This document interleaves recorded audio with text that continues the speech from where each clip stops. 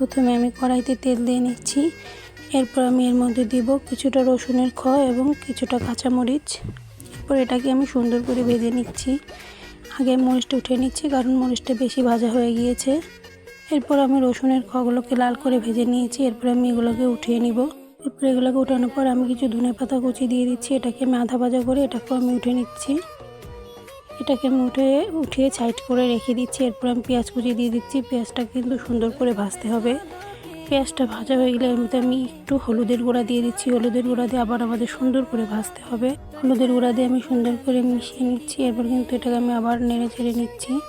এটা কিন্তু সুন্দর করে ভাজতে হবে, নাহলে কিন্তু ভর্তায় টেস্ট আসবে না। এটাকে সুন্দর করে ভাজা হয়ে যাচ্ছে আমার, দেখতে পাচ্ছেন। এরপর এটাকে আমি আলাদা করে নিচ্ছি, দুই ভাগ করে নিব। এক ভাগ আমি বাটবো এবং অন্য ভাগ আমি এমনি রেখে দিব। এটাকে আমি উঠিয়ে নিয়েছি। এরপর আমি ডিম সিদ্ধ দিয়ে দিচ্ছি। ডিম সিদ্ধ দেওয়া হয়ে গেলে আমি উঠিয়ে রাখা রসুন, মরিচ, পেঁয়াজ এবং ধনেপাতাগুলো বেটে নিচ্ছি। এরপর বাটা হয়ে গেছে। এখন আমি শুকনো মরিচ, কিছুটা নুন এবং রেখে দেওয়া পেঁয়াজ কুচি এবং আচারের তেল দিয়ে এটাকে আমি সুন্দর করে মেখে নিচ্ছি। এরপর এর ভিতর দিয়ে দেবো সিদ্ধ করা ডিমটাকেও আমি সুন্দর করে মেখে নিচ্ছি। এরপর আমি যে মিশ্রণটা বেটে রেখেছিলাম ওটাকেও আমি এর মধ্যে অ্যাড করে দিচ্ছি।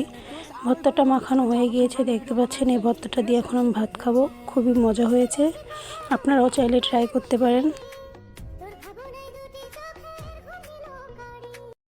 প্রথমে আমি কড়াইতে তেল দিয়ে নিচ্ছি। এরপর আমি এর মধ্যে দিব কিছুটা রসুনের খোয়া এবং কিছুটা কাঁচামরিচ। এরপর এটাকে আমি সুন্দর করে ভেজে নিচ্ছি। আগে মরিচটা উঠিয়ে নিচ্ছি কারণ মরিচটা বেশি ভাজা হয়ে গিয়েছে। এরপর আমি রসুনের খোয়াগুলোকে লাল করে ভেজে নিয়েছি। এরপর আমি এগুলোকে উঠিয়ে নিব। এরপর এগুলোকে উঠানোর পর আমি কিছু ধনেপাতা কুচি দিয়ে দিচ্ছি। এটাকে আমি আধা ভাজা করে এটাকেও আমি উঠে নিচ্ছি। এটাকে আমি উঠিয়ে সাইড করে রেখে দিচ্ছি। এরপর আমি পেঁয়াজ কুচি দিয়ে দিচ্ছি। পেঁয়াজটা কিন্তু সুন্দর করে ভাজতে হবে। পেঁয়াজটা ভাজা হয়ে গেলে এর মধ্যে আমি একটু হলুদের গুঁড়া দিয়ে দিচ্ছি। হলুদের গুঁড়া দিয়ে আবার আমাদের সুন্দর করে ভাজতে হবে। হলুদের গুঁড়া দিয়ে আমি সুন্দর করে মিশিয়ে নিচ্ছি। এরপর কিন্তু এটাকে আমি আবার নেড়ে চেড়ে নিচ্ছি। এটা কিন্তু সুন্দর করে ভাজতে হবে, নাহলে কিন্তু ভর্তায় টেস্ট আসবে না। এটাকে সুন্দর করে ভাজা হয়ে যাচ্ছে আমার, দেখতে পাচ্ছেন। এরপর এটাকে আমি আলাদা করে নিচ্ছি, দুই ভাগ করে নিব। এক ভাগ আমি বাটবো এবং অন্য ভাগ আমি এমনি রেখে দিব। এটাকে আমি উঠিয়ে নিয়েছি। এরপর আমি ডিম সিদ্ধ দিয়ে দিচ্ছি। ডিম সিদ্ধ দেওয়া হয়ে গেলে আমি উঠিয়ে রাখা রসুন, মরিচ, পেঁয়াজ এবং ধনেপাতাগুলো বেটে নিচ্ছি। এরপর বাটা হয়ে গেছে। এখন আমি শুকনো মরিচ, কিছুটা নুন এবং রেখে দেওয়া পেঁয়াজ কুচি এবং আচারের তেল দিয়ে এটাকে আমি সুন্দর করে মেখে নিচ্ছি।